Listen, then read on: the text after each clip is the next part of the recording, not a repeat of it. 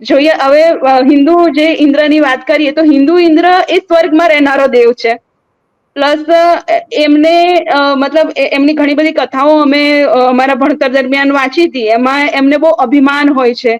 કે એ ઘણી બધી પોતાની સંપત્તિ માટે પોતાના રાજપાથ માટે યુદ્ધ પણ કરતા હોય છે. એવું પણ અમે ભણ્યું છે ઇતિહાસમાં. એટલે એમની જે માથોલોજીકલ કથાઓ છે એમાં અમે ભણ્યા છે.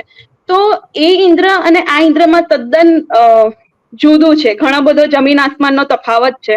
અને મને લાગે છે કે આદિવાસી ઇન્દ્રદેવ એટલે વરસાદના દેવતા અને અવકાશીય તત્વ અને એ ધરતી પર રહેનારા જ દેવ છે એવું માનીને અમે પૂજા કરીએ છીએ. નાકી અમે મતલબ સ્વર્ગમાં રહેનારા ઇન્દ્ર તરીકે પૂજીએ છીએ. એટલે એમણે જે સરખામણી કરી છે એ સરખામણીમાં કઈ મેળ મને જણાઈ નથી આવતો. અને એ મતલબ એમણે ઉમેશભાઈ એ જે લખ્યું છે.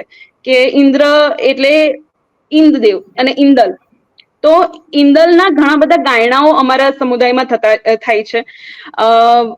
અહિયાં જો છોટાઉદેપુર અને ગુજરાતનો જે આદિવાસી પટ્ટો છે એમાં ઈન્દ્રના ઘાયણાઓ ઈંદલની પૂજા કુવારીઓ ઈંદ પછી એ પ્રકારે મતલબ ઘણા બધા પ્રકારે ઈંદની બાધા લેવામાં આવે. અને એ બાધાના અનુસાર અમે ગાયણાઓ અને બાધાઓ પૂરી કરતા હોઈએ છીએ.